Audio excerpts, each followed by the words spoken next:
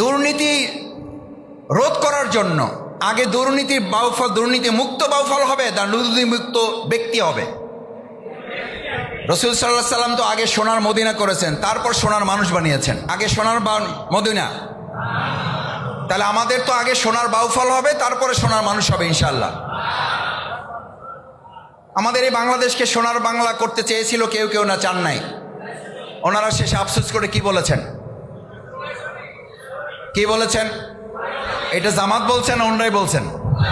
ওনারাই বলেছেন সবাই পায় সোনার খনি, ওনারা পাইছেন চোরের খনি। আলহামদুলিল্লাহ, এই চোরের খনির বাংলাদেশে তাদের দেওয়া ঘোষণার মধ্যেও বাংলাদেশ জামাত ইসলামী তাদের তৈরি করা কিছু মানুষকে এমন সোনার মানুষে রূপান্তরিত করতে পেরেছে, যখন বাংলাদেশ 3 বারের জায়গায় দুর্নীতিতে চ্যাম্পিয়ন, তখন জামাত ইসলামের প্রতিনিধিরা 2 টাকার দুর্নীতি করেন নাই বলে বাংলাদেশে তারা সোনার মানুষে পরিণত হয়েছে।